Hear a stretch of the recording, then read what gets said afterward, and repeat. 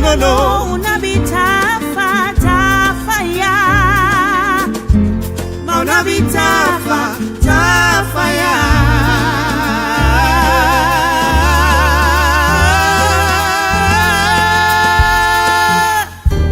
Oshudene fika saya. Fika mude libatu.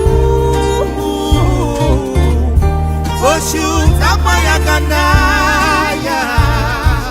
Meke ulo bijangi fawata au nikadeni bahase.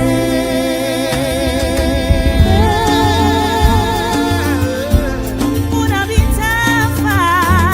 Unabitafa tafaya. Unabitafa tafaya. Unabitafa tafaya.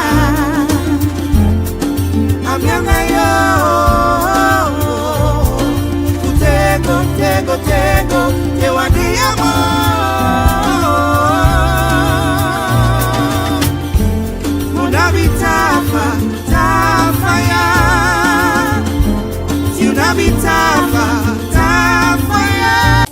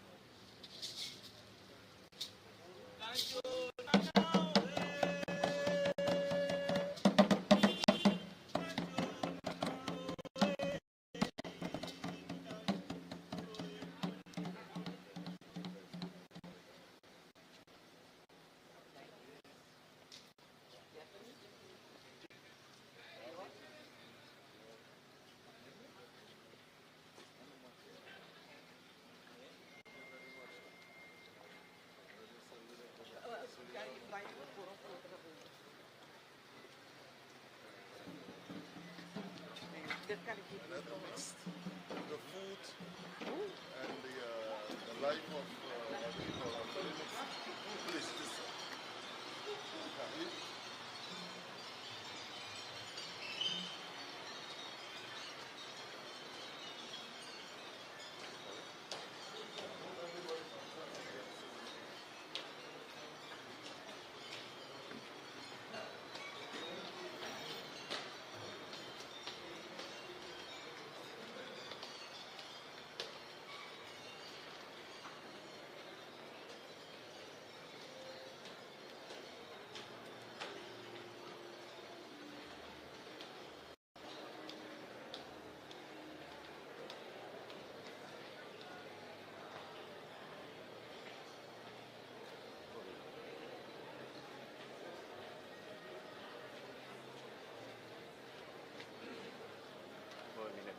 C'era la net mi drukken.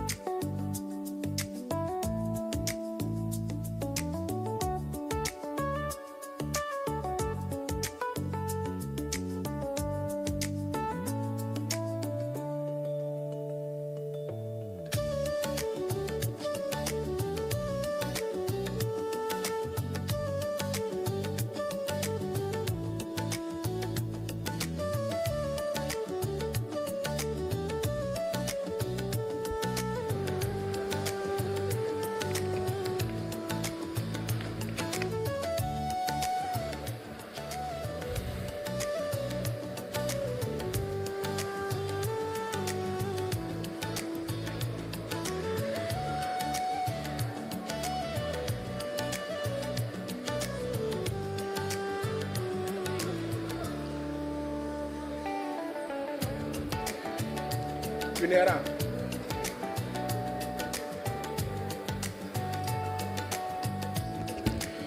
Good evening, ladies and gentlemen. May I request your kind attention for the arrival for the Minister of Foreign Affairs, International Business and Cooperation of the Republic of Suriname, His Excellency Melvin Bova, and the Minister of External Affairs of the Republic of India, Dr. Jaishankar.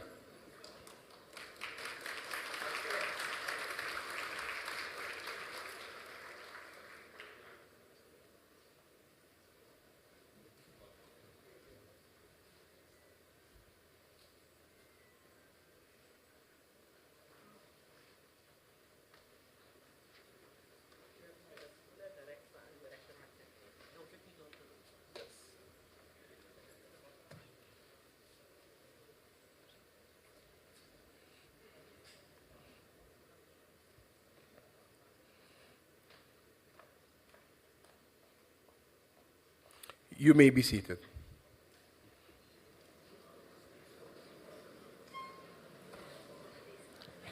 On behalf of the Minister of Foreign Affairs, International Business and Cooperation of the Republic of Suriname, His Excellency Melvin Bova, a warm welcome to the guest of honor, the Minister of External Affairs of the Republic of India, Dr. Jaishankar, and delegation, members of the Council of Ministers, members of the National Assembly, representatives of high state organs, members of the Corps Diplomatic and representatives of international organizations, staff of the Ministry of Foreign Affairs, International Business and Cooperation of the Republic of Suriname, honorary consuls in the Republic of Suriname, members of the academic community, business leaders, investors and sponsors, distinguished guests, representatives of the media, people of the Republic of Suriname, ladies and gentlemen.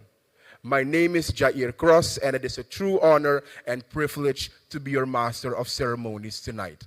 May I now give the floor to the former Ambassador of the Republic of Suriname to the Republic of India, our moderator tonight, Her Excellency Ashna Kanhai.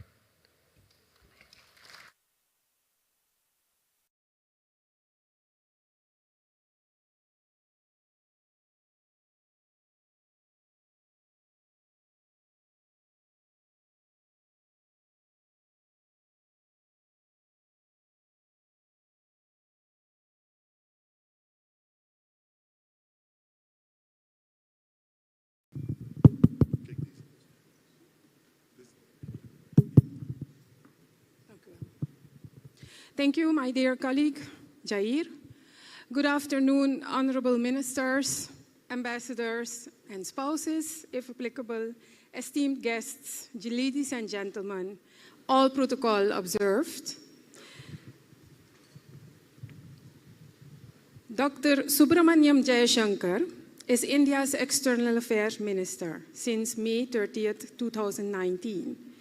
He is a member of the Upper House, Rajya Sabha, of India's Parliament from the state of Gujarat. He was Foreign Secretary from 2015 till 2018, Ambassador to the United States from 2013 till 2015, Ambassador to China between 2009 and 2013, Ambassador to the Czech Republic between 2000 and 2004, he was High Commissioner to Singapore between 2007 and 2009. He also served in other diplomatic assignments in embassies in Moscow, Colombo, Budapest, and Tokyo, as well as in the Ministry of External Affairs and the President's Secretariat. He was also President, Global Corporate Affairs at Tata Sons Private Limited. Dr. S. Jaishankar is a graduate of Stephens College at the University of Delhi. He has a master's in political science and an MPhil and PhD in international relations from Jawaharlal Nehru University, Delhi. He has also been confirmed a PhD honoris causa by the Indian Institute of Management, Calcutta, in recognition of his contributions to diplomacy, public service, and scholarship. He He is a recipient of the Padma Shri Award in 2019 and has written 2 best-selling books, The India Way, Strategies for an Uncertain World, published in 2020, and Why Bharat Matters, published in 2024. Both books have been translated and published in multiple Indian and foreign languages. Please allow me to quote Dr. Jaishankar as follows. India is today on a voyage of self-discovery, and the lessons of Awadh are its surest compass in that quest. Pranam, Adarniya Mantri ji. Ram, Tohar ka hal ba? You may answer. Tohar ka hal ba? हमारे हाल तो बहुत हुई, आप सबके साथ यहाँ बैठने का मौका मिला, हमारे दोस्त के साथ, आप सबके साथ, तो हमारी ओर से भी राम राम। सीताराम, हम अवधि में बोलीला, हम ठीक बाती। I greet you in Awadhi, Dr. Jaishankar. That Awadhi, which is part of the Dharohar, as taken by the Kantrakis to Suriname and is the core of our own Sarnami Hindi. Our lingua franca directs me to say one switi konaini. That means I wish you a warm welcome. Mahamahim, may I warmly invite you to deliver the keynote speech. Who is going to say the welcome, sir? Oh, you will. I think my minister is going to have a welcoming. I thought you were going to do the vote of thanks. Excuse us, Dr. Jaishankar. So, may I warmly invite His Excellency Minister Melvin Bouva to grace us with a vote of welcome. Thank you.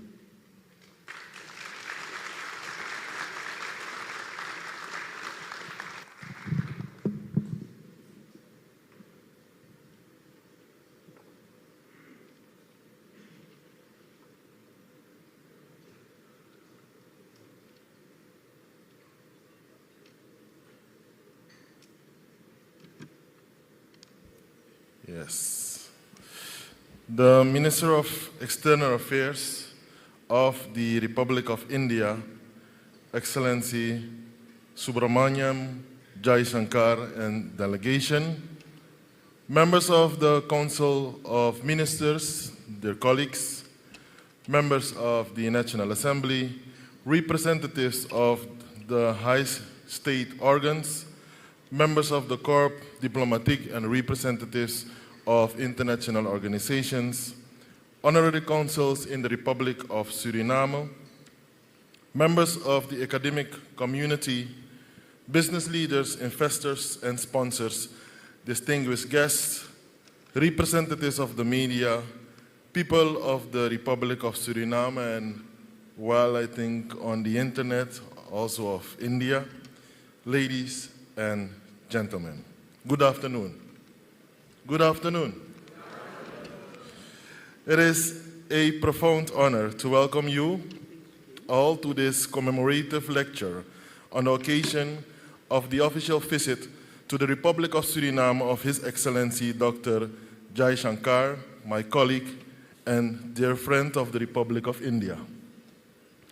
I take the opportunity to share some reflective thoughts as we are gathered not merely to mark a date on the calendar or just a moment in the hectic program of this visit, but to celebrate a living and vibrant diplomatic relationship that spans half a century. The government and people of the Republic of Suriname are recognizing the presence of His Excellency Dr. Jaishankar, Minister of External Affairs of the Republic of India, at this auspicious commemoration of the Golden Jubilee of the establishment of diplomatic ties between our respective countries. I recall our first meeting in the margins of the 80th United Nations General Assembly in New York last year and our phone call in November on the occasion of Suriname's Independence Day, where we expressed our intention for your visit to Suriname, an intention now realized through this historical visit. We equally recognize, Dr. Shankar, that your presence here marks the first time that a Minister of External Affairs of India visits Suriname in the recent history, a significant momentum jointly commemorating 5 decades of fruitful ties and also highlighting a historical bond of 153 years of Indian immigration in June this year in Suriname. The theme of this lecture, Partnership for Progress, not only complements our ambition or even our joint exhibition, which we will commence hereafter, but also captures the spirit of mutual trust, shared values, and collective responsibility between our respective countries. For Suriname, establishing formal relations with India was more than an act of diplomacy. It was the official recognition of a bond that had existed before 1976, a bond carried across the Kalapani by our ancestors who arrived on the shores of Suriname, bringing with them the soul of India. Through these past decades, India has proven to be more than a partner to us. India has been a Krishna guru, illustrating how a developing nation can leverage technology and democracy to lift millions out of poverty. Conversely, Suriname has stood as a proud beacon of culture, also the Indian culture in the Caribbean and South America. Suriname is known for its multicultural and multi-ethnic community, proudly contributing to the Surinamese melting pot. Hence, the government under leadership of President Jennifer Geiling-Simons dedicated the month of August from this year as the Heritage Month to jointly celebrate the diversity and unity of our people. Therefore, the phrase of our national anthem, hoe wij hier ook samen kwamen, how we came here, undeniably resembles who we are. As we reflect on those 50 years, we see a path of expanding cooperation, from agriculture and health to capacity building and development partnership. As reflected in our yesterday concluded 9th Joint Commission meeting, we are moving up gears within our partnership, progressing to a stronger and more strategic alliance. As a result of our talk, we have identified clear fields and cooperation with a direct impact on our countries and our peoples. This is what foreign policy needs to stand for. We have agreed to undertake concrete steps to expand and diversify our economic engagement with a focus on increased trade and investment through our national trade and investment agenda. Support agricultural development with reference to today's handing over of the technical installation of the MCP agro fruit processing line, wherefore we also thank you. Development cooperation and also capacity building, which is also identified as a key pillar within our partnership. This lecture, therefore, is also intended to reflect on an important question. Where does the path lead us for the next 50 years? Excellencies, ladies and gentlemen, our multicultural and religious Suriname is now on the scope of an offshore and gas and oil development and is known to be a gateway to the Caribbean and to South America, the Amazon, as we know, where our forest gives fresh air and life to the world. Our fertile lands can feed the region, and our diversity can be a lively attraction for tourists all over the world. This and more is what we have to offer. India is a technological powerhouse and one of the world's most largest economies, and populous nations, essential ingredients to help shape our collective vision to a brighter future for our nation. There is room for increased investment in Suriname's strategic sectors, to call on mining, agriculture, tourism, infrastructure, and social sectors. And therefore, I want to see more Surinamese students studying IT and AI in Hyderabad. And I want to see enhanced business collaboration. I want to see our people of both our countries enjoy the connection within our common cultural heritage, just like I enjoy my Indian cultural outfit today. We are one, we nawang. We are one, we nawang.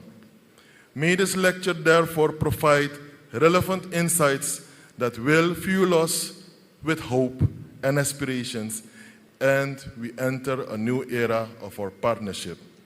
Thank you to the government of India for walking this road with us.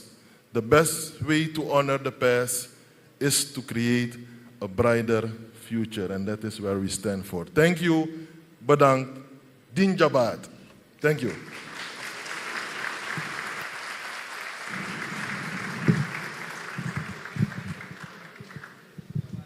So I go back. Mahamahim. May I first thank my minister for the profound speech. Thank you so much. Hyderabad is, by the way, the hometown of the Honorable Minister.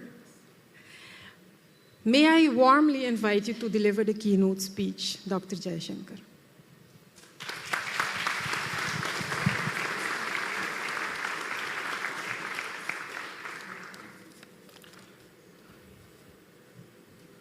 Your Excellency, Foreign Minister Melvin Boffa, Excellencies, colleagues from Foreign Ministry, dear friends, it's really a great pleasure for me today to join you all and speak on the theme of partnership for progress. Now, foreign ministers, probably more than any other people, know that the world is a very tough place. And certainly, I think Minister Boffa and I yesterday discussed that. And yet, while it is a tough place, the world needs to see progress. And the answer to progress in a tough place are partnerships.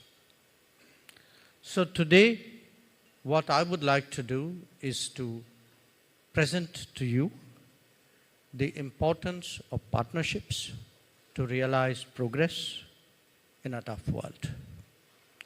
Now, before I do that, Ambassador, you triggered some thoughts about Awadh. Awadh, for those of you who are not familiar, it's an important, historically very wealthy part of India in the north, along at the Gangetic Plains. Many Indo-Surinamese trace their ancestry back to Awadh. But the reference in my book had a particular meaning. And the meaning derived from a very famous movie by film director Satyajit Ray. In that movie, in this very rich province, very rich state, two nobles of that state are engrossed in a chess game. In fact, the movie itself is called Chess Players. And while they are engrossed entirely in the chess game, the British East India Company is eroding their kingdom little by little, taking it over. And they are oblivious to it. And in my book, The Lessons of Awadh was a phrase meant to say, don't be oblivious to what is happening. And in a world which I said is a tough place, don't be oblivious to all the challenges in the world, all the complexity, all the issues which in one way or the other can impinge on our personal futures. Those nobles in that era who were so engrossed by themselves eventually saw their kingdom taken over, and with all the attendant consequences, which was an enormous impoverishment of one of the richest kingdoms of India, and consequently many people who were sent out to the world as indentured labor.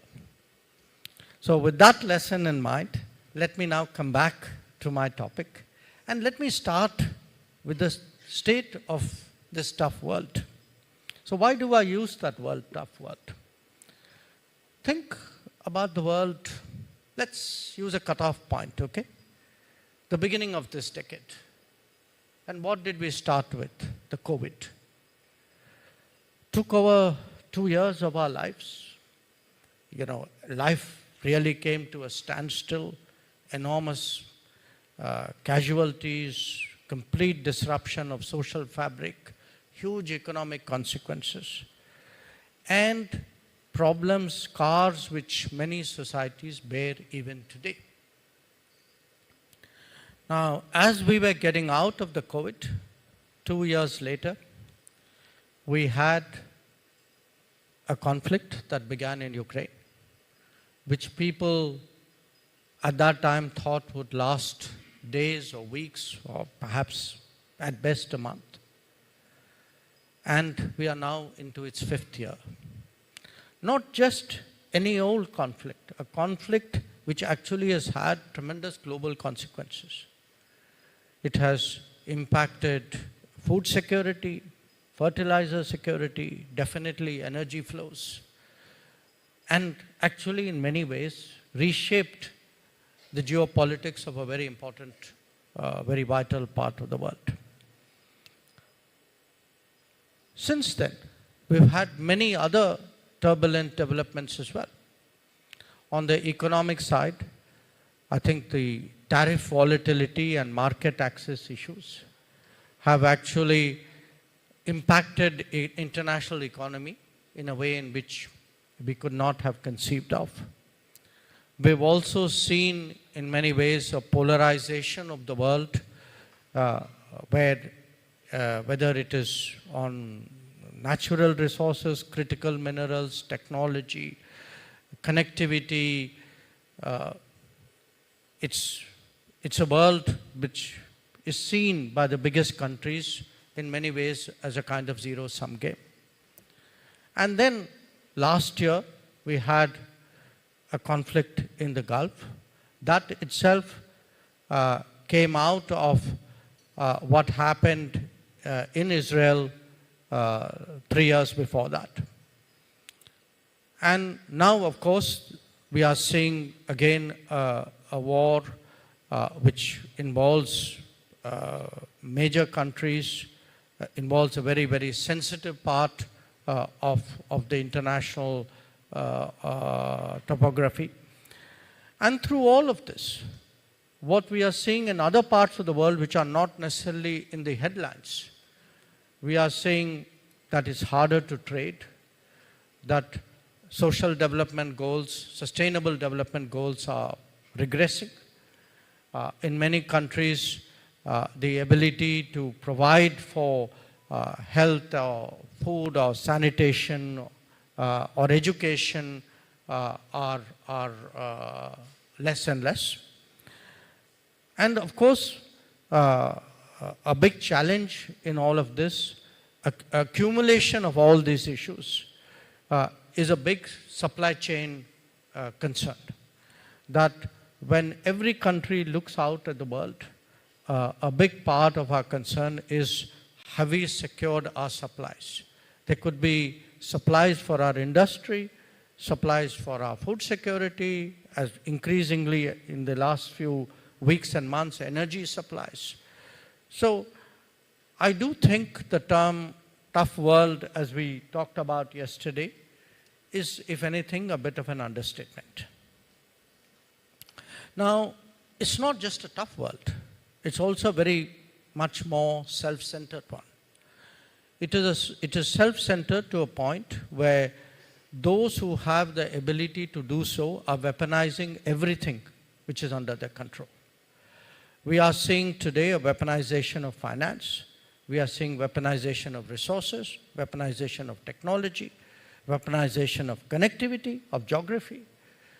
Sometimes even weaponization, of something as innocent as tourism.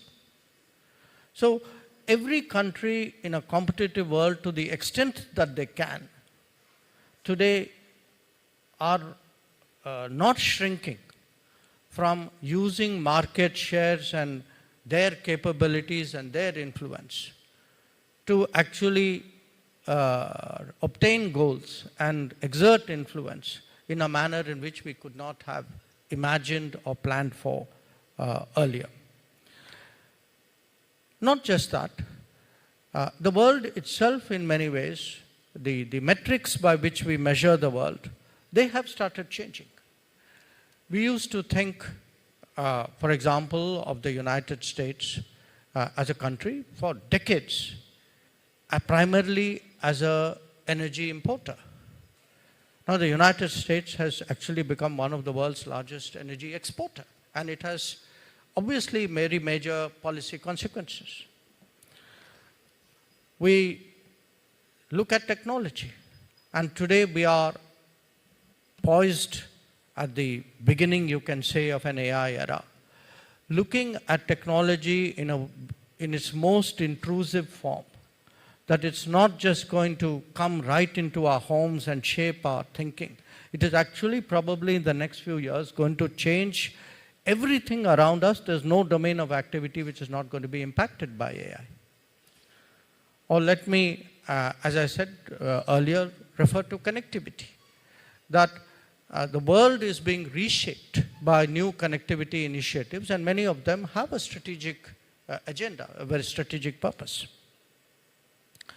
Not least, of course, military capabilities. And the combination of all of this today is a world which, whether we like it or not, is prepared to take greater risks. A world which is far more uncertain, a world which perhaps is even more distrustful than it has been before. So this is the tough world in which we have to operate. And yet, as I said, we need to progress, because we can't say the world's difficult and therefore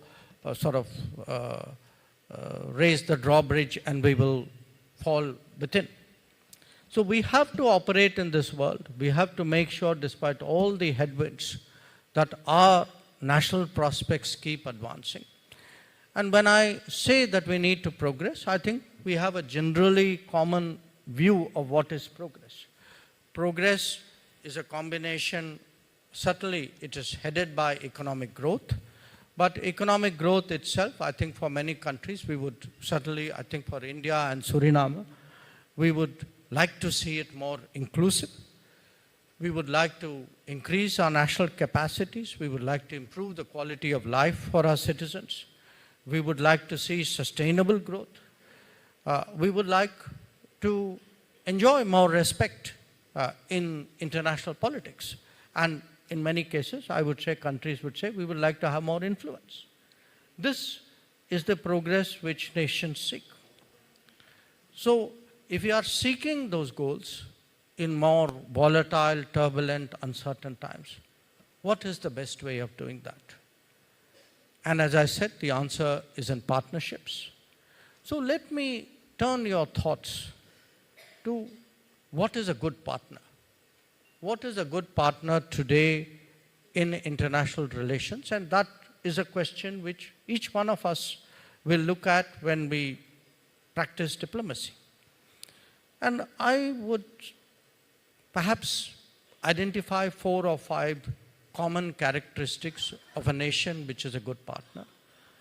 Obviously, to me, it is a country which is able to harmonize its national interest with its commitment to global good. So it will do its best for its own people and its own interests, which is entirely understandable.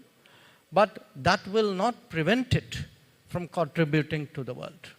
So the two are not opposing concepts, but really reinforcing concepts. It is a nation which would invest in bilateral relationships, which would focus on individual ties with various countries and customize them, which will look at what is important, what is a priority for its partner, and advance that. It is a nation that would be flexible enough to join what today we would call the plurilateral world, countries who come together for a particular purpose and a particular agenda. So life today is going beyond alliances. So you come together for, say, in a particular region for a set of agreed goals, and you have the openness to work with different countries to that end. It is a nation which would take a very responsible approach towards multilateralism, because at the end of the day, for whether multilateralism is perfect or not, the world is still better off with any form of multilateralism than the absence of it. And it is a country which finally, when it comes to the biggest of all issues, has a caring attitude towards the planet. That its approach towards the planet, the sustainability of the planet, and the health, the well-being of the planet and all the people is very, very strong. So to me, this would be a definition of what is a good partner. Now, from a general principles, let me move to a very, very specific example. And again, I go back to COVID. The biggest challenge, if you remember, during COVID, after the initial wave when we sought to protect our peoples, we all scrambled around for PPEs and gloves and sanitizers and whatever was needed as an immediate response was for vaccines. Now, vaccines naturally were produced by a few countries, but were consumed by all. And what we had was a very interesting and, to my mind, a very revealing indication of national characters. There were countries who stockpiled vaccines. I remember one in particular, being from the diplomatic world, I won't mention its name, but they had actually vaccines for 8 times the population of that country. Clearly, it was not a developing country. You can guess that. And there were others who actually had no hope of getting anywhere near vaccines. And it wasn't just, the well-being at home, because if you all remember, the vaccination also became the basis for travel. So the absence of vaccines also meant, in a way, discrimination on travel and discrimination on economic activities. So it's kind of like a downward spiral. Now, at that time, India happened to be a country which actually sort of rose to the occasion, and we had a pharmaceutical industry which was able to churn out vaccines in very, very large numbers and with a very high degree of efficiency. We had also obligations, which obviously we fulfilled. And then when we looked at the world, I still remember my Prime Minister posing this question to us, saying, okay, we have started our vaccination, and we are a country of 1.4 billion plus.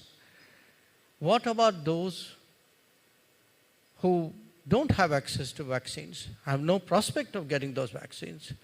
So how long do they wait, and do we have an obligation to do something about it? So to cut a long story short, we actually ended up supplying vaccines to a very large number of countries and to international initiatives, obviously, which were designed to distribute vaccines, almost at the very time when we began our own vaccination. So when I said one of the characteristics of a good partner is a nation which is able to harmonize its national interests with a commitment to global good, I put before you the experience of the COVID and the vaccine supply as a good example. But let me move on beyond that. COVID hopefully is a memory, maybe not a distant one. It still has its scars, but life has moved on. So today, which countries make good partners, and what should they do really to strengthen their credentials and really send that message of partnership? And sometimes, charity begins at home.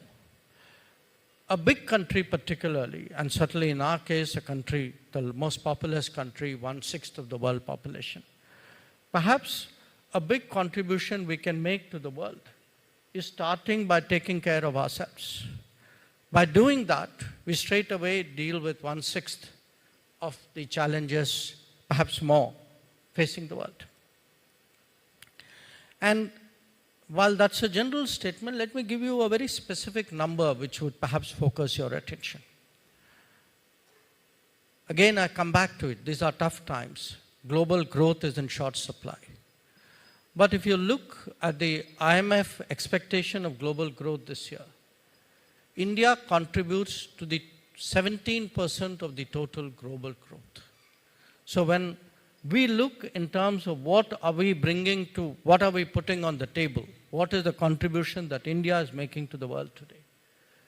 One very important part of it is not just that, hey, these folks have 6.5% growth, what a wonderful thing. It is that that growth is 17% of the global growth and is actually impacting the international economy as a whole. Now, when a country like us, an economy like us build more capacities, we also open up options for other partners. And I'll come to the importance of options.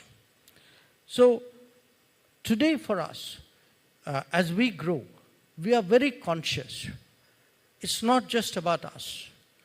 Our growth today gives our partners, we help to de-risk the international economy. We help to give more possibilities. We are creating more options. We are ourselves, in many ways, adding to market possibilities and market access, and we are today negotiating and concluding more free trade agreements for countries to avail of it. And along with that, we are trying to create a global footprint so that our impact on the international economy and the de-risking of the world is as impactful, it's far-reaching as possible.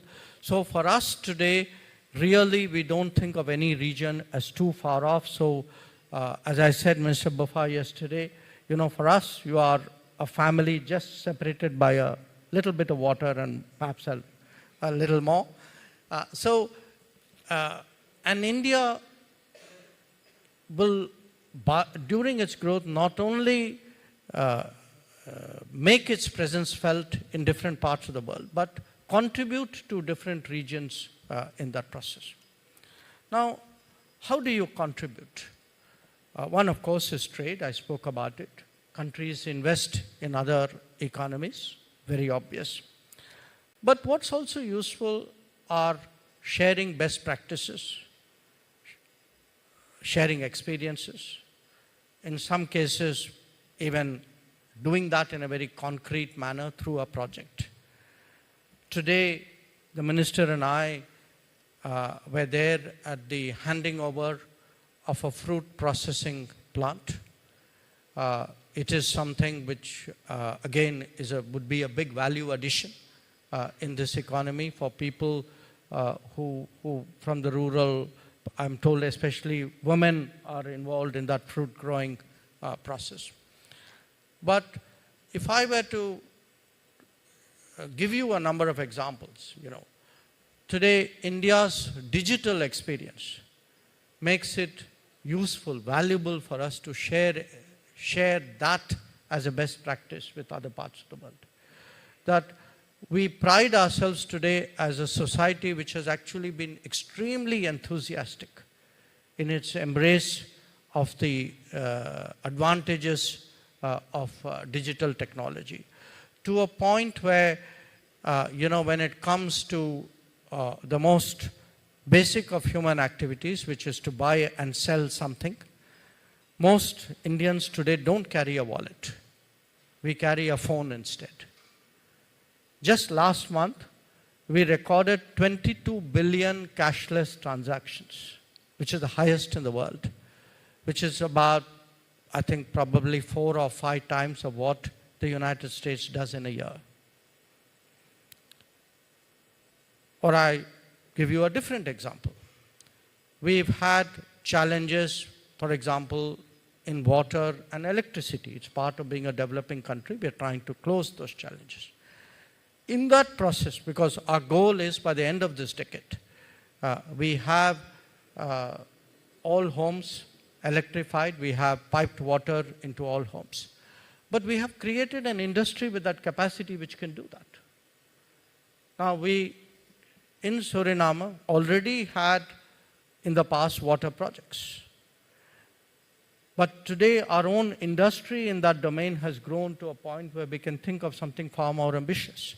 And in fact, there are countries in the world where our companies are executing almost $1 billion worth of water supply projects and urbanizing habitations which otherwise would have been far away from water sources. Power transmission is another example. Renewables itself, India's shift to renewables in the last decade has been among the fastest in the world. So the short point is, our ability today to partner is also a function of what is our capacities at home. As those capacities grow, we can do much more with the world. And I want to share with you that we have today, in terms of projects, delivered about 600 major projects in 78 countries in the world. And that list keeps growing. So when we say partnership for progress, the assumption here is we are progressing, but it doesn't mean that we have to reach a certain level to share with what we have in terms of resources, what we have in terms of experiences, what we have in terms of our own capabilities. There are other ways of contributing to progress as well. In many parts of the world, there is a mismatch between demand and supply, particularly when it comes to human resources. If a country is to grow, and sometimes this happens, very, very rapidly, that country has to look to augment its workforce. It will have to look for specialists or skills from a particular domain to plug a gap. Now, it can happen for a variety of reasons. It can happen because high growth rate has increased demand.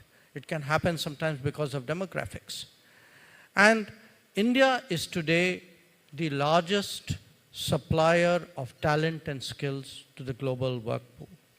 And we do this by concluding understandings. We want this obviously to be a win-win where there are legal established understandings which provide for this. So whether it is European countries, whether it's the Gulf, whether it's Russia, whether it's Japan, Malaysia, actually there are a range of countries where Indian skills and talents are making themselves available, and that too, from our perspective, is a major contribution to global good. Now, life, of course, sometimes poses challenges of a very unpredictable nature. COVID was one. Unfortunately, climate is another. And it's not just unfortunate, it's also one which is occurring with greater frequency and more extreme in terms of events. Again, if you look at our record where, as a first responder, we've actually pretty much in the Indian Ocean region, in the last decade, we've tried to be among the earliest to respond, and we have created institutions which are dedicated to responding to humanitarian and disaster relief situations. So we actually have a disaster management authority. We have created a disaster relief force. So recently in our own neighborhood, we had a huge cyclone hit Sri Lanka. We were able on the day of the cyclone to already send in the disaster relief force or the military and respond, you can say, within that golden period where lives could be saved and damage could be limited. Sometimes these are climate events. Sometimes it could be economic situations, financial situations. After the Ukraine conflict, a number of our neighbors were actually in deep economic distress. The most prominent case again was Sri Lanka, when on our part, they were engaged in some fairly tortuous negotiations with the IMF. But the economy was actually sinking almost by the week while those negotiations were going on. And we put on the table $4.5 billion package to help stabilize the Sri Lankan economy, which, by the way, was more than what the IMF gave them finally. Now, I mentioned that to you because these are going to be recurring situations in a tough world. Right now, many of our neighbors are struggling with fuel supplies. They are worried about the fertilizer supplies. So when the big economy, which has the scale, which has the network, which has the reach, is able to reach out and in a way also take into consideration the requirements of a neighbor, that is actually a good work done for the international community. So moving on from there, the world is changing. Clearly, these changes require new ideas, new initiatives. And in the last decade, I want to draw your attention that there have been some very interesting initiatives which have been tabled by India. I'm very glad to say in many cases, Suriname has also been a member, has joined those initiatives. The most prominent among them is the International Solar Alliance. There's also a coalition for disaster resilient infrastructure to deal with climate events. There's the Global Biofuel Alliance. And even, recently we had an AI Impact Summit.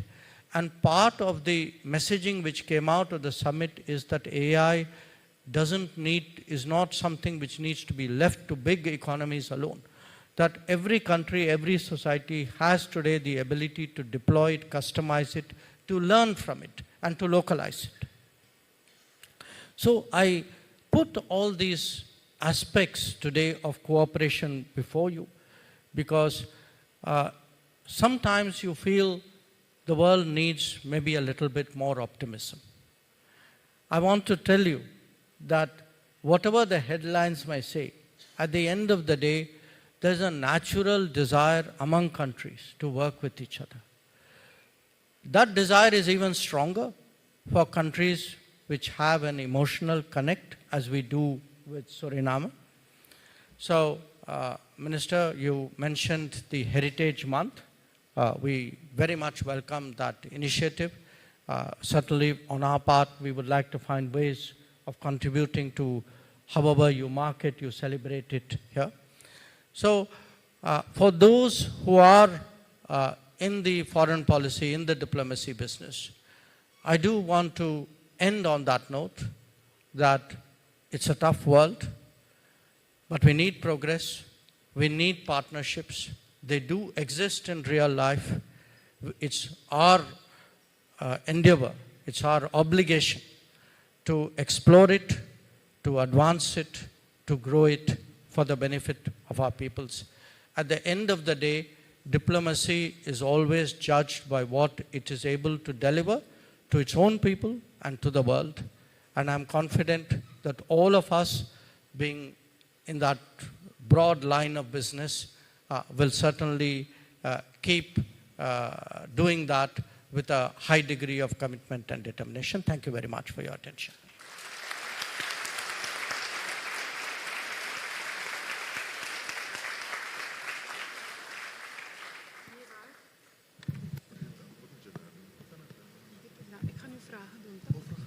या बहुत धन्यवाद मंत्री जी.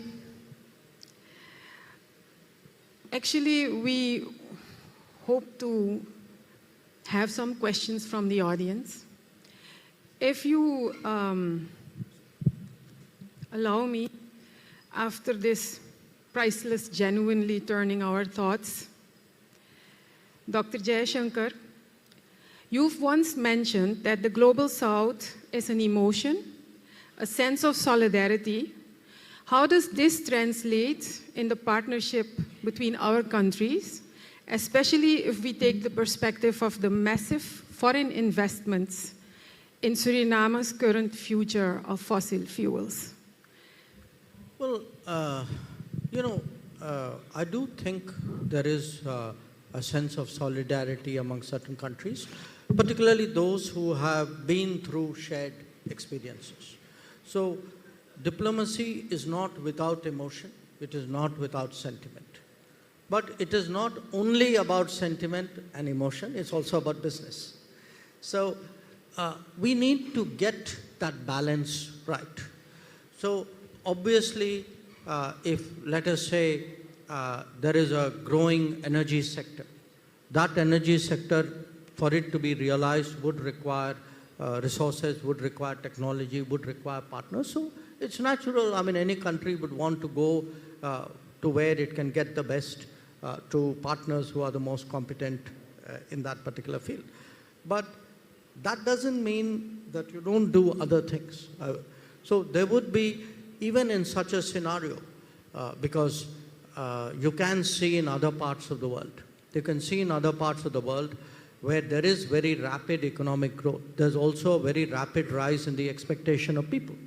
So people, if a country's economy grows, if its asset base increases, they will want a better quality of life, they will want better health, education, public facilities, infrastructure. Now, different partners fill different slots or different possibilities.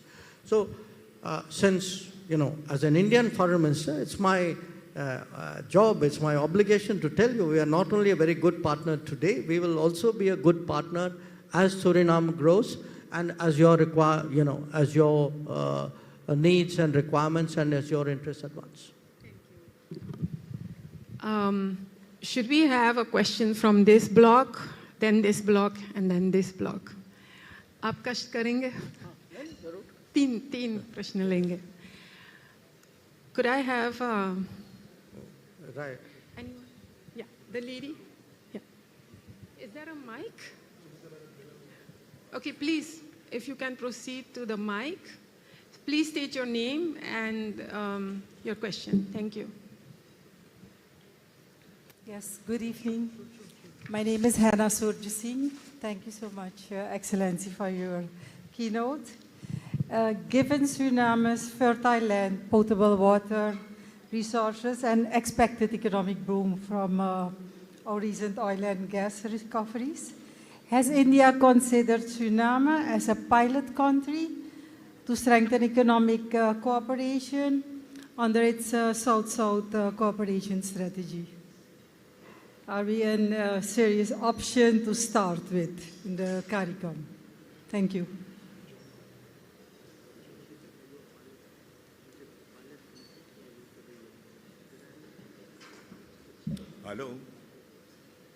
Hello, Mr. Jaishankar, नमस्कार. हम टूटी फूटी हिंदी में कुछ और English में कुछ question करता है. आपके एक्सपीरियंस कैसे है सुरीनाम में? One, how can India help Suriname? Can you give some examples? And last one, I will take a picture with you. Is there another question from this block? We'll take one more. अरे वाह, इधर से भी आए, कोई नहीं. महामहिम, आपको नमस्कार.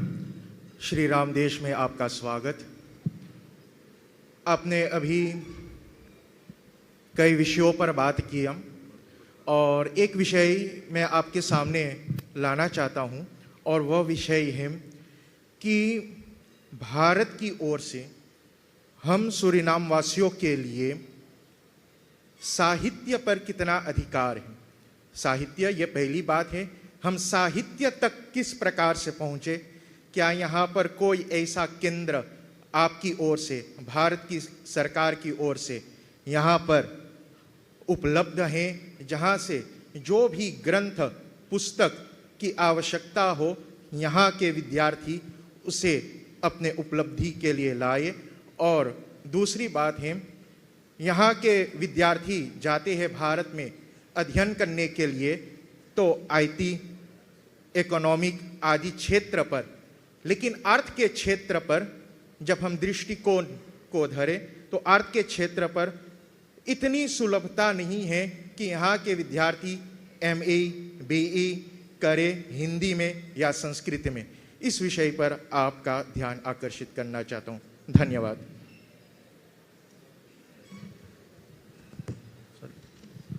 I'll just translate those questions when I do my answers as well, so that the rest of you are able. Please, sir. Thank you very much, Your Excellency, for your very good structured presentation. I'm the former ambassador of Suriname in New York, and one of my closest colleagues was Ambassador Hardeep Puri, who is now the Minister of Oil and Energy of India. I know that Hardeep was in Guyana, I think 2 or 3 years ago, and that since Guyana is also an oil-producing country, the second or the third big shipment of Guyana was sent to India. I know that as well. Are there thoughts within the Indian government at this time with regard to future cooperation with Suriname? According to what we are expecting in about 2 years, what will happen in Suriname is that's large developments of oil and later gas. But Sure. What is India planning with regard to that in a bilateral sphere? Thank you very much. Okay. So let me quickly respond to these questions. So the first question was, in a sense, is Suriname a pilot country for India's South-South cooperation? I wouldn't use that term exactly. It's definitely for us a very valuable South-South partner, and I use the term South-South partner partly because we are global South countries, but also one important facet of our cooperation has been development projects. So already in this country we've done power transmission lines, we've done water pumping stations, we have contributed to heavy machinery for industrial projects. Today we did the fruit processing plant. So we do, there is one characteristic of South-South cooperation is sharing developmental experiences. Now I'm not saying we don't do that maybe with northern countries, maybe what we will do on digital governance or AI, I could take into Europe or North America. That's certainly possible one day. But right now, I think that sharing of developmental experiences is something which is a particular sort of definition of what is South-South cooperation. And the discussion I had with Minister Boffa is, how do we expand that today? We used to provide lines of credit, soft loans. We'd be happy to continue doing that. We would be happy to have capacity building programs in India, and I come to that culturally to the next question, but also to find ways by which we can try to build that up on site in Suriname itself. So yes, definitely, we would see this as a good example of South-South cooperation. We would like to scale it up, see much more of it, and I'm very confident that as the two of us get to work, we will see that happen. The second part of it was really, how can India help? Again, look, wherever we have experiences, we are open to sharing it. So we would look to see what are Suriname's priority. And our whole approach is, you have to tell us what you'd like us to do, and we will tell you whether we can or not. So that's how we intend to proceed. The second question from the gentleman was largely, I'm giving you a succinct version of it. it really related to the cultural aspects of exposure. How do students learn Hindi and Sanskrit? What are ways by which our cultural heritage is nurtured and propagated in Suriname? And there, I would say, yes, we have a cultural center. Again, perhaps given the size of the Indo-Surinamese community, we could think in terms of scaling it up. We are very much open to that. We also have educational institutions today which are free, which have the license really to come out of the country. I think as part of strengthening the education, cultural infrastructure here, we could harness their energies as well. So we have a very positive outlook towards the kind of issues that you raised. And the third issue relates to energy imports. Given how efficient logistics are today, no geography is too far when it comes to energy. Right now, we are, as we all know, going through a particular situation in the Straits of Hormuz. Now, we've had energy imports into India from North America, from South America, even from the Caribbean. Some of your neighbors, not only Guyana, but even Trinidad and Tobago, have energy exports to India. And as logistics improve and as countries, the one big lesson out of the current situation is, I think, all big economies, certainly, maybe others as well, will de-risk their energy sources. They will multiply their energy sourcing. They will diversify their energy sourcing. They will not, for them, the security of sourcing would be the overriding compulsion. So we can already see, we have today energy relationships in this region with Guyana, with Trinidad, Tobago, with Brazil, with Colombia, with Argentina. I can see that growing. And just so that you all understand what it is about, we are the second biggest energy importer in the world. And we also, according to the IEA, will account for 50% of the new demands of energy in the coming decade. So there's a lot of business waiting to happen. Thank you. We wouldn't say no to you, sir. Thank you, Member Excellency. of Parliament. Thank you for your presentation. Let me say I visit the National Small Industrial Corporation in India. And that was an eye-opener for me, where I think between our cooperation, where I saw young entrepreneurs that they went for training, they were facilitated, financed, and they set up their small industries with the machineries of India. Something like that, I am seeing Minister Bova also as foreign minister or foreign minister.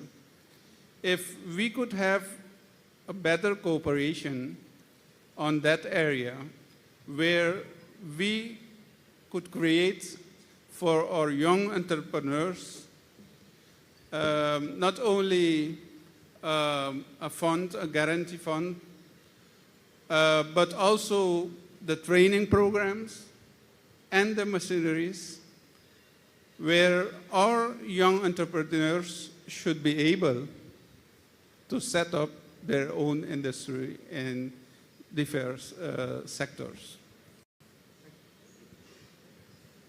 Can we have, we have a lot of questions. Can we have the lady and then the gentleman, please? Hi, Minister Jaishankar and Minister Bova. My name is Meenakshi. I am the representative from Chennai in Suriname for the Akanda Tamil Ulagam for the Tamilian diaspora. And also, I am the director of the private hospitality and tourism sector. So My first question is, I have two questions.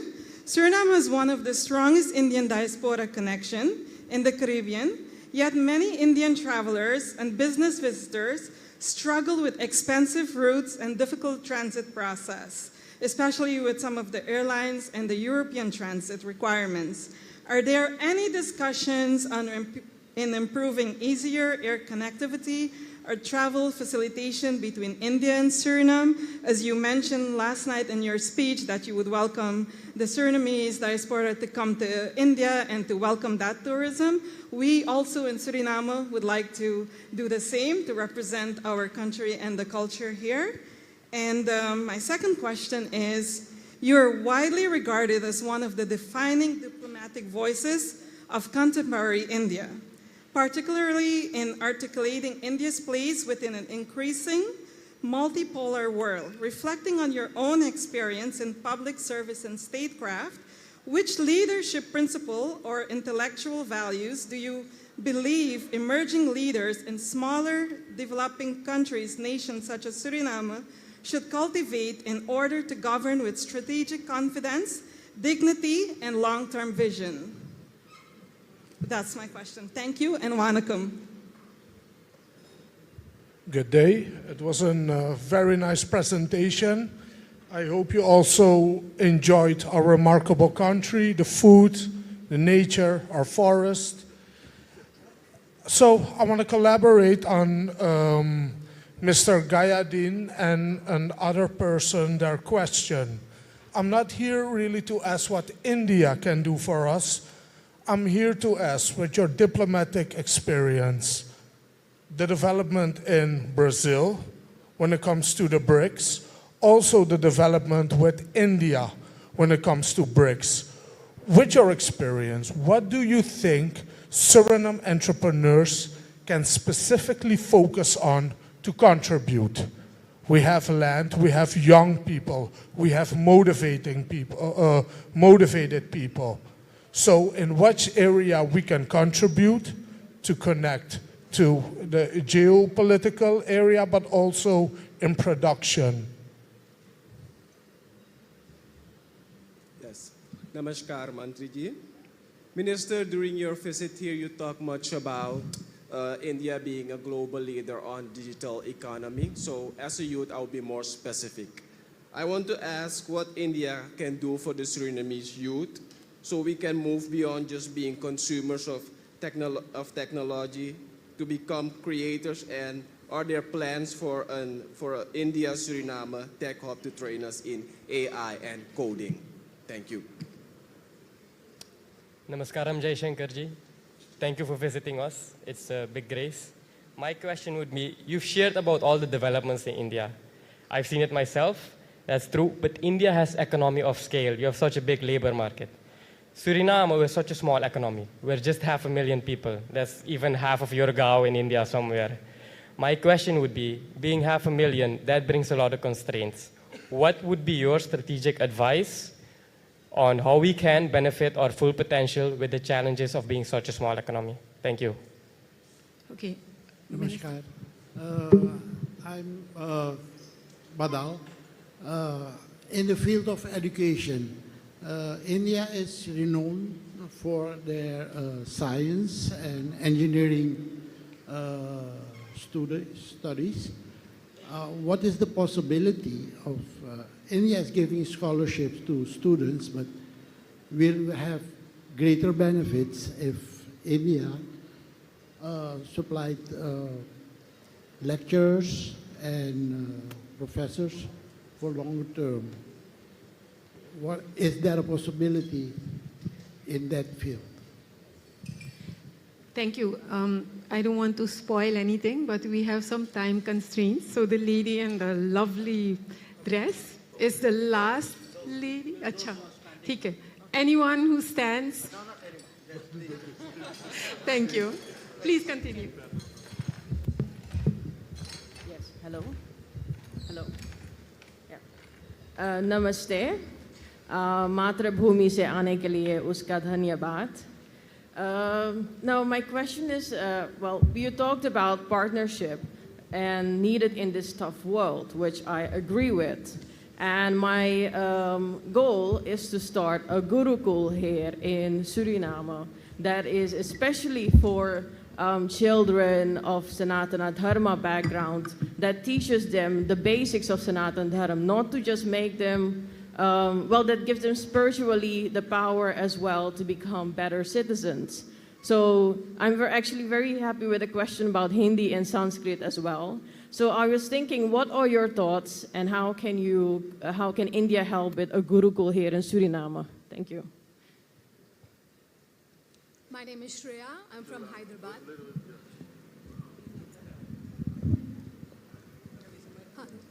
My name is Shreya. My name is Shreya. I'm from Hyderabad too, living in Suriname for 22 years.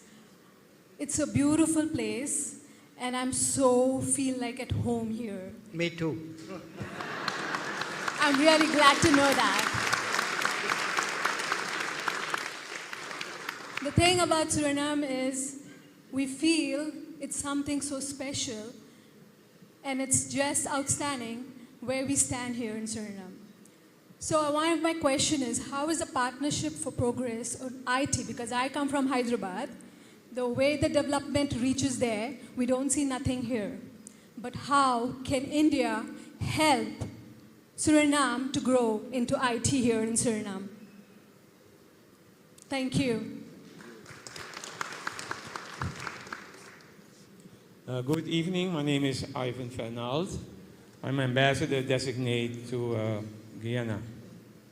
You mentioned that good partners in your speech are partners who have managed to have harmonized domestic interest with global interest. And in that perspective, we think we have mutual respect and mutual benefits, and we have also something to offer to your beautiful country. Do you think that a strategic dialogue platform is necessary for that? And my second question, as a designate for Guyana, what is your position regarding a triangle between Suriname, Guyana, and India in numerous fields? And not particularly the oil and gas sector, but also beyond. Thank you very much.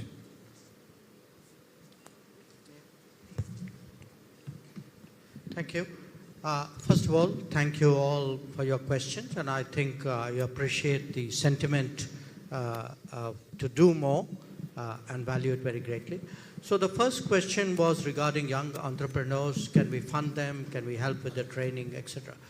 My own sense is what we need to do, because this is a kind of a recurring theme in many questions which were asked. We really need to do more with each other. We need to do, we need to see each other more often. I'll come to the affairs there. But we need to, it's only when there is more contact, and Minister, I'm sure you'd agree with that, that people will see the opportunities. If more students travel, if more business people meet, if more people in the policy world interact with each other, I think the occasions, the opportunities, the confidence, the contacts will come. In India itself, we have actually encouraged startups through a sort of a startup initiative. And we have seen in the last decade, that it's yielded tremendous results. Just a few days ago, we had a startup space company which actually created optical, it's a particular kind of commercial imaging satellite, which they had sent up into space. Now I'm citing this to you as an example of what a startup can really do. And we have startups in a very, very wide domain of field. So I think the more we have this constant rub, this interaction with each other, there will be a degree of, I would say, encouragement, motivation, exchange of views, practices. So it's really a case for for more frequent and more intense relationship. Regarding the tourism and how complicated and difficult it is, believe me, I know that. I mean, I had a very complicated journey coming in. So if we can lower the airfares and make it easier, I'll come more frequently, I assure you. But I'll tell you though the practical constraints. Often, in India right now, our airlines are very keen to spread their wings and go out. The problem which aviation, at least in our part of the world, faces is actually aircraft. Our companies have ordered more than 1,000 aircraft and they're waiting really for these deliveries because there are fewer producers and a very high level of demand. But I do see, even in the near term, I think efforts made to increase connectivity to this part of the world. We had a discussion about it as well, and certainly on our side we'll be quite forthcoming and I will be very encouraging of our airlines in that regard. Look, on the leadership qualities, I want to be very honest with you. You need different skills, different, in a way, different intuition or feel in different countries. I mean, it would be presumptuous of me to go to some other country and say, this is what I think would work. I think every country, every leadership, every people in a way figure that out for themselves. But at the end of the day, leadership is tested on the ground. And in democracy, certainly, when you see, it voted upon with in a recurring fashion, the best proof of leadership is finally the validation of people, certainly in a democratic society. Regarding the question on BRICS and what is possible, what BRICS does is, BRICS has offered many more possibilities and alternatives, because before BRICS existed, the dominant international grouping was the G7, which was almost exclusively Western. What BRICS has done is it provided a platform for many big non-Western economies to gather together. And when they do gather together by itself, that action actually widens the options for themselves. It actually increases the weight of their voice in the international debate, as well as gives a whole lot of other countries more possibilities for cooperation. And just like I said, leadership is best tested in elections. The best proof, I've heard a lot of comments about BRICS since it was founded. The best proof of how good or not the BRICS is was when the BRICS chose to expand. Believe me, we had no shortage of applicants. And that, to me, was the test of where BRICS stood. Again, there was an issue about technical cooperation. What can we do for Suriname's youth? The minister and I discussed yesterday whether we could be doing more in education, whether we could be also doing more in vocational training. And we need also perhaps to make this a little bit informal as well. I mean, people don't need to travel for a degree or a course. There have to be mechanisms by which young people meet. Now, in India, particularly my Prime Minister, Narendra Modi ji, he has a lot of interest in promoting Girmitya-related activities. So we are looking, for example, at Girmitya Games. We would like to have this common thread, because the ambassador designate to Guyana also raised that issue. What can we do together? So I think there is a commonality here which we have never really explored, or at least not explored enough. And we would certainly like to develop that more and find ways by which more youth can travel, talk with each other, play sports with each other, maybe do business with each other, co-invent with each other. On the question of economies of scale, look, I think everybody does what is best for them in their national circumstances.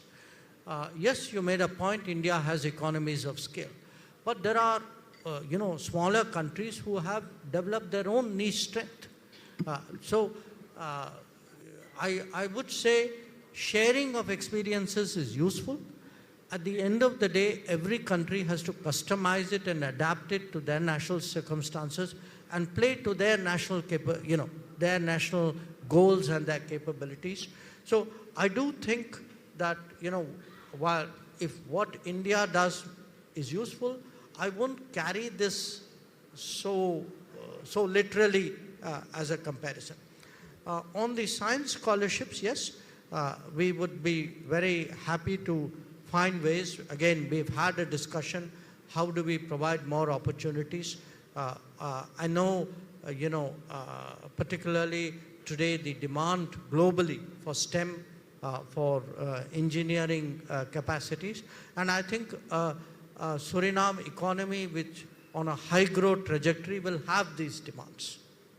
I can foresee the need really, for example, for more engineers, for more doctors. I mean, it's coming upon you and coming upon you fairly soon. So we have, again, an experience, at least on the Indian side, of having institutions which have linked up with their counterparts or established campuses abroad. It's certainly something which we could look at, particularly if there's a regional approach. We have, for example, one of our, the Indian Institutes of Technology, which are our most famous institution. We had a campus open in Zanzibar for all of Africa, because for us, it was a regional catchment area that we wanted to exploit. So we could look at the Caribbean.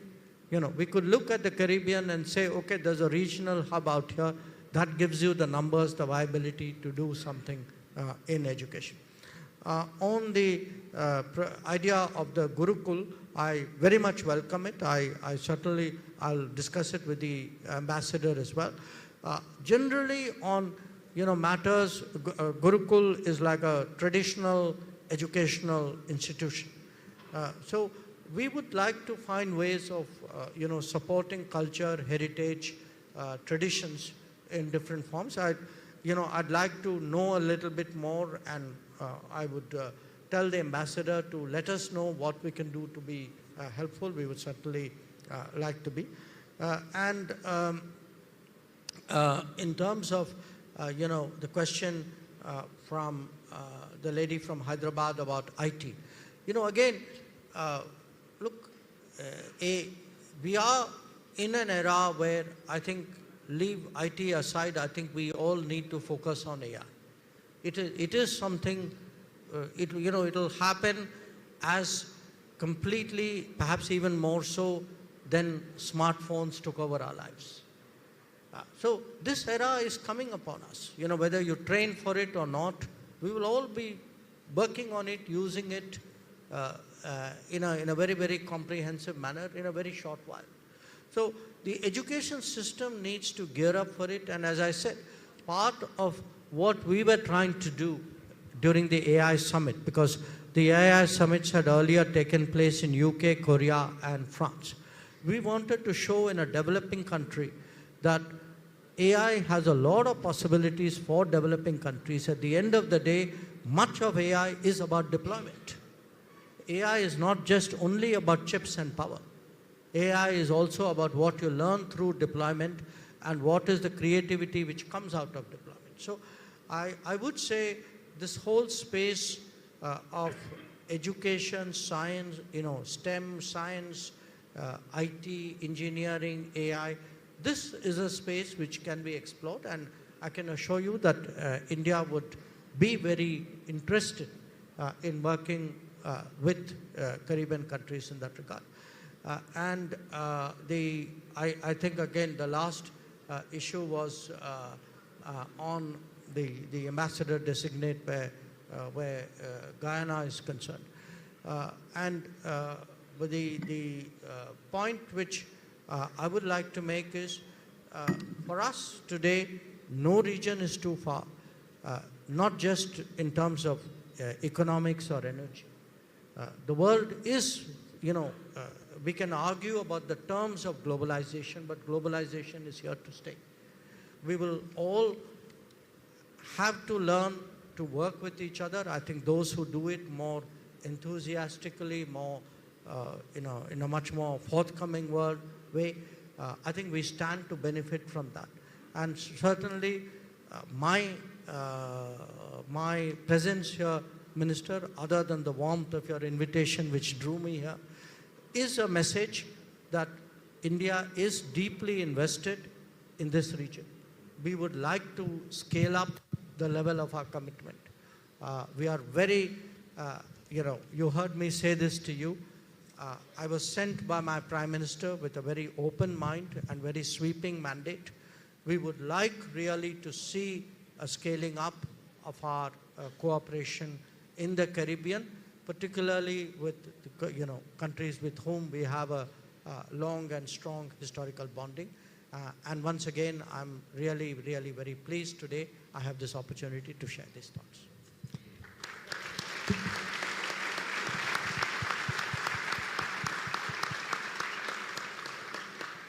Closing with another quote of Dr. Jaishankar.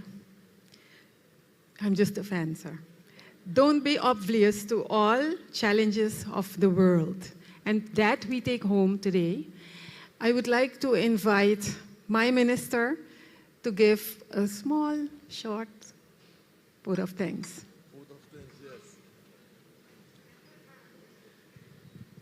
Yes, indeed. Thank you, Ashna. How many words can you use to thank my dear colleague, and I can say no, my dear friend, Jaishankar, for this wonderful day, the insights that he shared with us, the vision about partnership and progress. I think words will not be enough, but I would like to say thank you. Thank you for being here with us. Thank you for sharing with us. And sharing is also about partnership, and we have felt that. Also, and I must say, you just heard from one, she's a fan. But I know for many that they're a fan of you too, because we started off to thinking about this day with 100, I think. I see my team sitting over there, 150. And then we were preparing, and we say, okay, let's hold it on 200. And then we saw all the interesting people coming in. I'm interested to come. How can I? And we needed to move from where we were to where we are today. And we had, I think, about 400 registered people being here, and most of them are here.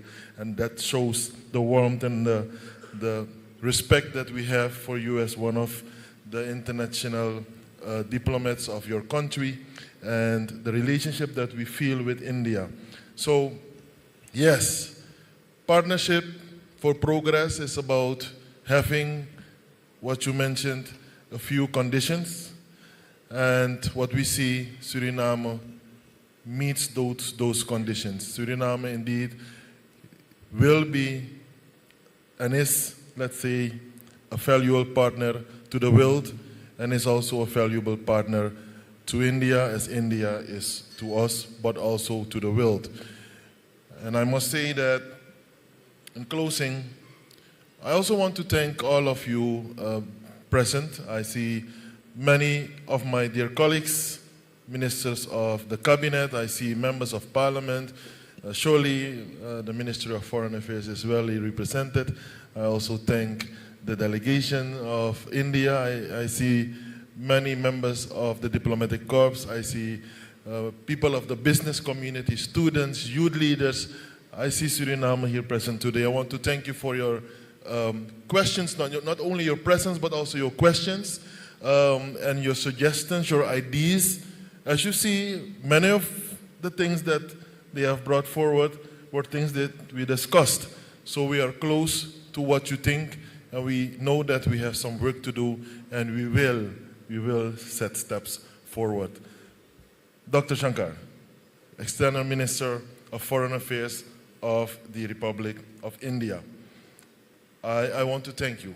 With your own words, when you said, let's look beyond the headlines and trust the power of genuine diplomacy as we partner for progress. Thank you very much. Grantangi, and how do you say it? Jandabad. Thank you, and have a nice evening.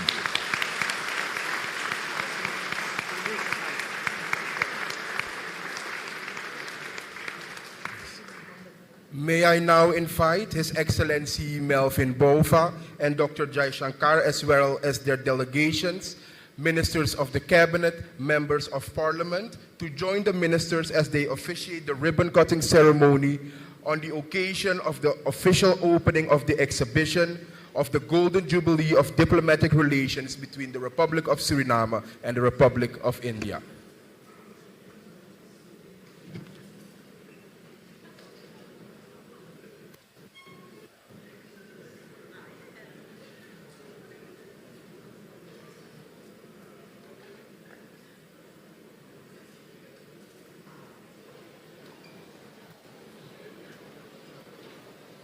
Yeah.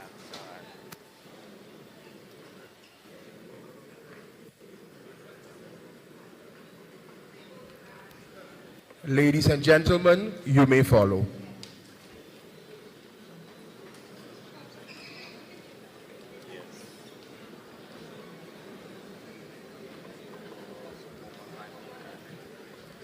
After the exhibition, may I invite you to enjoy some delicious snacks. On my right, we have some vegetarian snacks, and on my left, we have non-vegetarian snacks.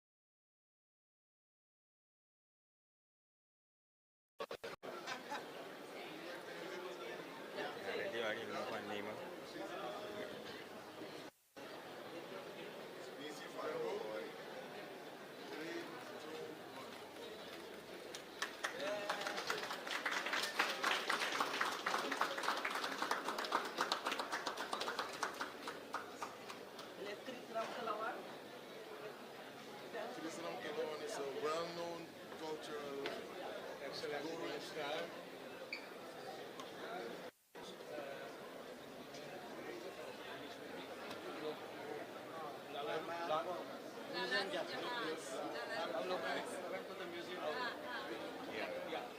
What we brought is sitar, tabla, all these instruments, but we keep localized.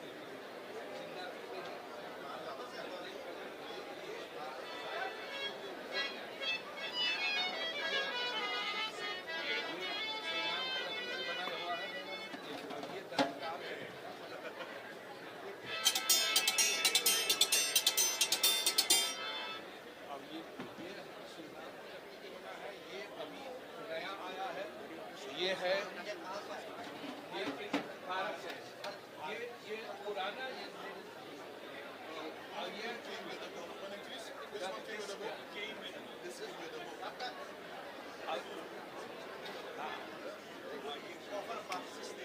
ये बंद कर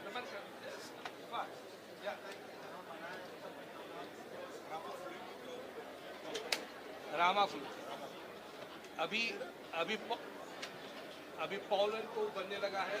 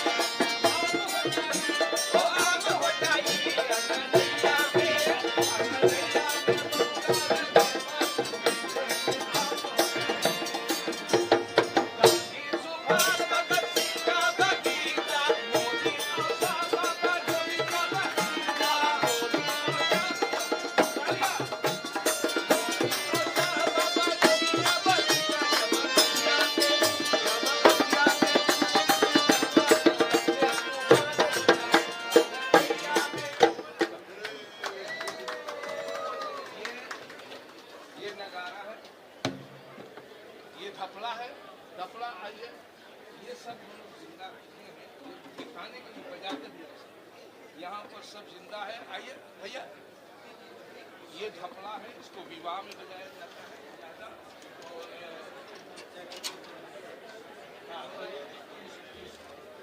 इसको भी डफ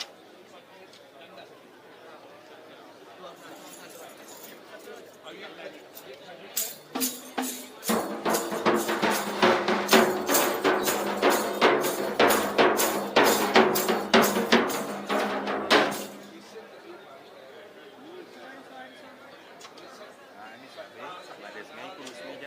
छाल है, ये चौताल है। ओ गुलाबी जनमा कनाई सोरना सुख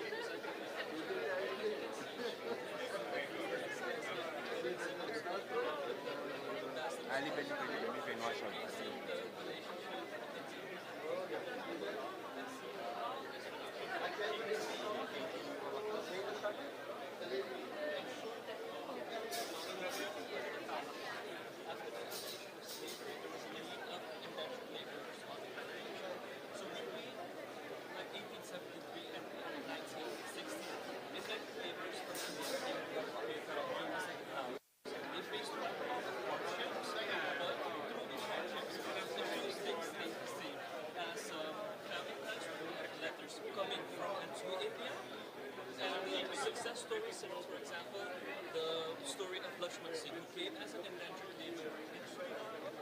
But one of the success stories is that even though he came here, faced hardships, he also managed to contact into something productive, and that he became a businessman, and he was starting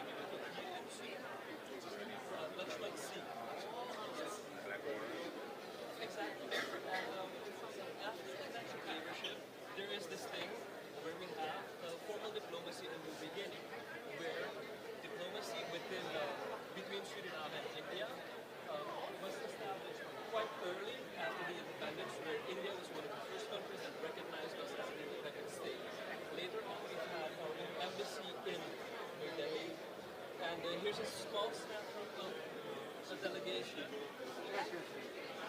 And we see that the former president of India met President Jaishankar. We also addressed the assembly. And later on we see where our vice president, chairperson of the assembly, was present at the Bharatnatyam Diva. And later on they came to Singapore.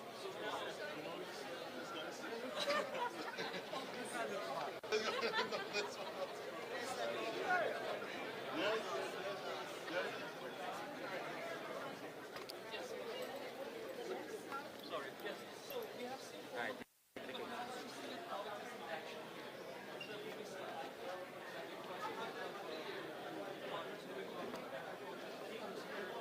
Yeah, Nino.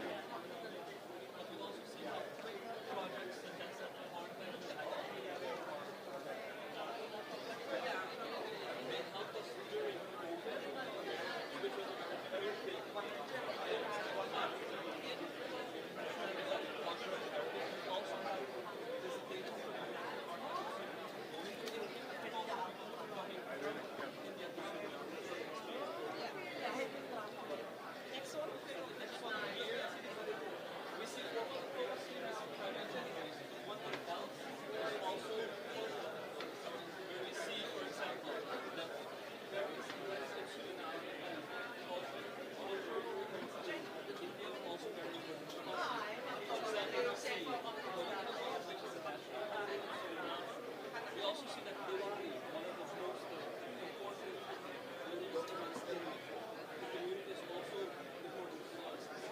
And later on, that's how the story has been up until now. And what we want to see in the next 50 years is more work on agriculture, health, and so much more. So there's one thing that I would like to ask, and that is we see the imagination of two countries coming together here. Maybe it would be a nice idea if both ministers of foreign affairs actually recreate this picture. Yes.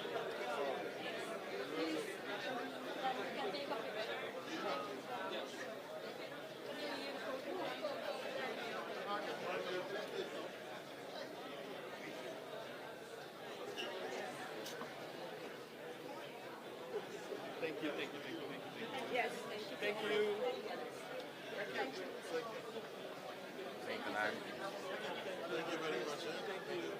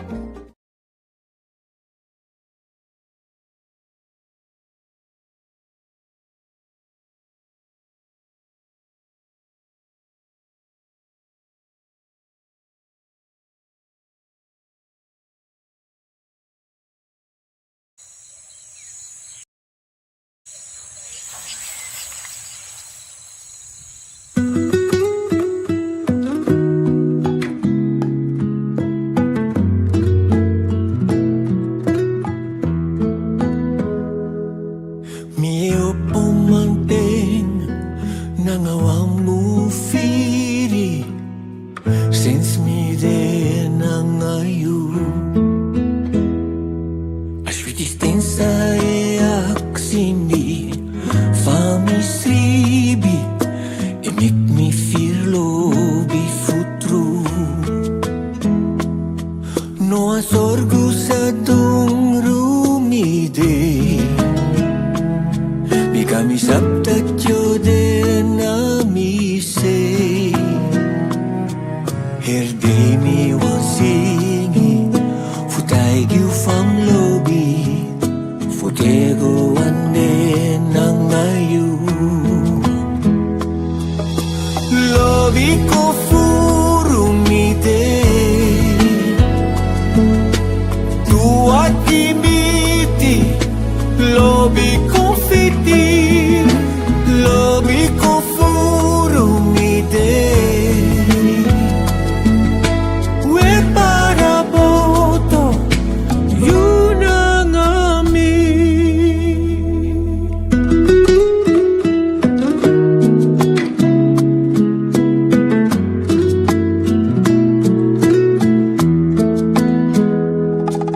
Megos ribiteneti Nangawang bufiri Since me de nangayo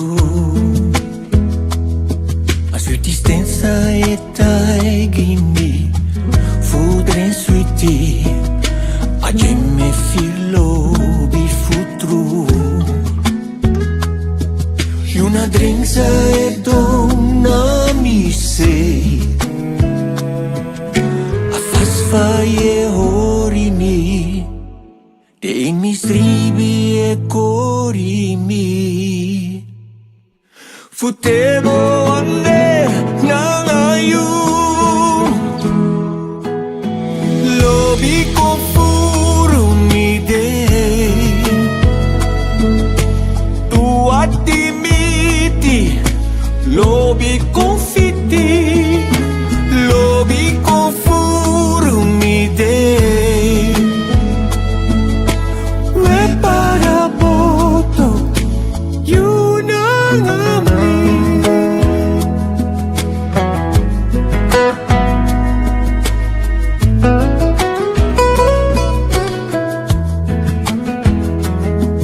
No asorgo sa dumrumide Bikami sabta jode nami say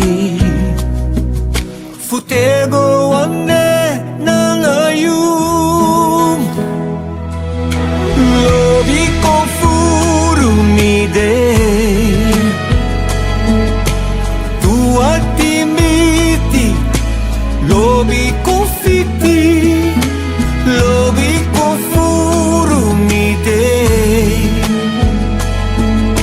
We para boto Yun ang amin Misak na pinalibi Nangawang bufiri Solang amide nangayon Lobi tangi mide nangayon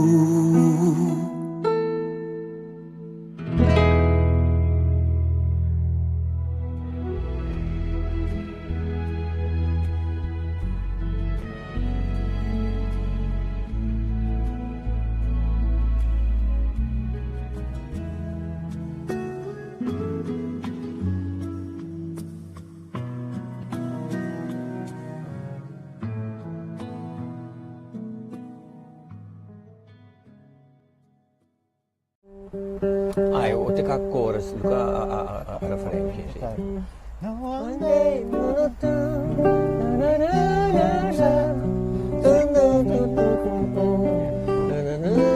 Ai, that no one. Okay. One more time. You chala futap mi fesi You chari soso bunjimi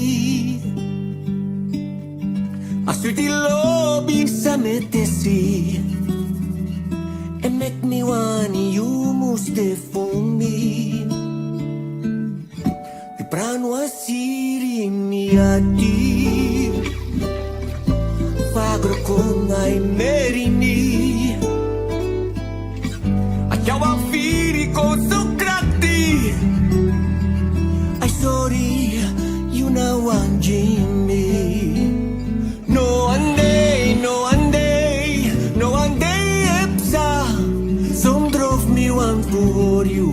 Brasa you sondro fugba. No one day, no one day, no one day epsa. Sondro mi wan putaigi. Takyu na wan sa mi bewakti. Milibilang agba.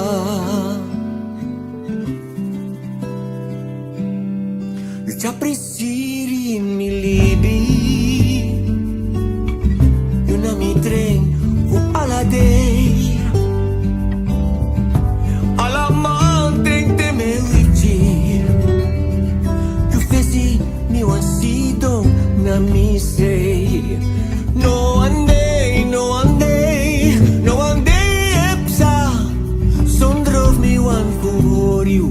Brasa you sondrov ba. No one day, no one day, no one day epsa. Sondrov mi wan putaigi. Takyu na wan sa mi bewakti. Milibilang agba.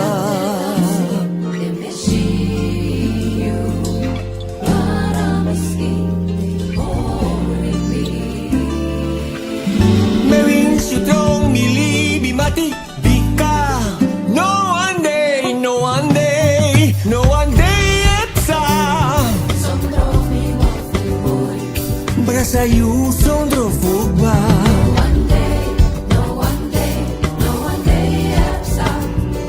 Sondro mi wan futagi. Dakyu na wan sa mi bewakti. Sondro mi wan futagi. Takyu na wan sa mi bewakti. You na wan sa mi